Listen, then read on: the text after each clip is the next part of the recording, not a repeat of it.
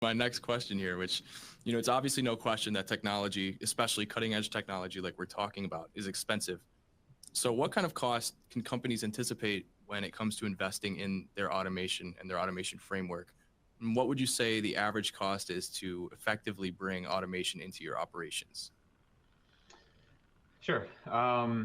So, automation is kind of like the quintessential, like, we can do whatever you can pay for a field, right? Like, as crazy as the ask is, no matter what the, high throughput ask or speed or turnaround time or fidelity, like there's a vendor and an instrument that's most likely out there nowadays that you can put together.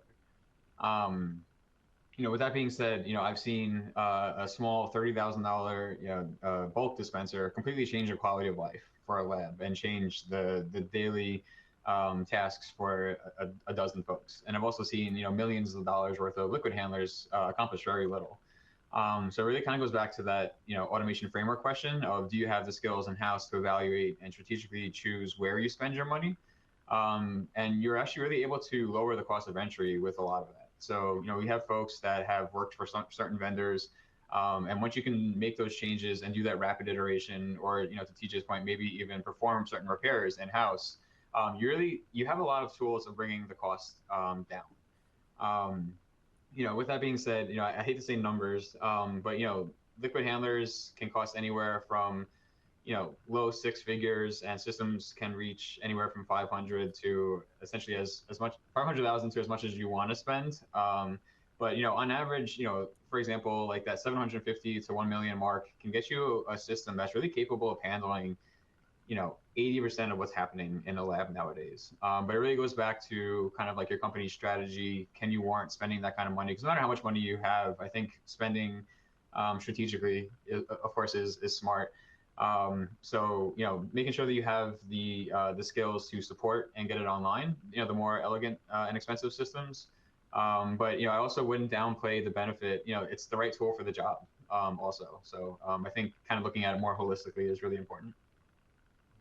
So one story I was going to share involves when I was not that far out of college, and I was at a company, and I had to do these serial deletions for phage display.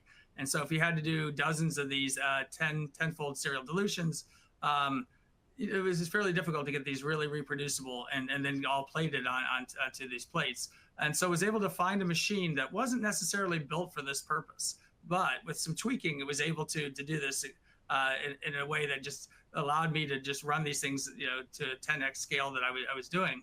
And so it really was kind of amazing that it really, was my first step into this, that I really saw what it could do. And it saved on tips. It saved on how the plates worked, because we could plate them much tighter so that the dots could actually be closer together. So there was all kinds of cost savings, but the data savings and the throughput were really part of the deal. But it also alerted me that, sometimes there's ways to get these machines that necessarily aren't the full price. And so that's one other aspect that I think is thriving now, is your ability to get machines that have been, I don't know if that's a correct word, but refurbished or recertified. And so there's some opportunities for automation that maybe aren't as pricey as the cranky vendor Matt was tongue-in-cheek mentioning. So that I think that there are opportunities, once you've identified the need and the machines that are available, to think about, are there some alternatives that might be within the range and might pull that year that you break even down to either a single year or 2 years. And so then I think you could really think about, how much can you scale the automation if you think about a range of possibilities to get these type of machines in-house.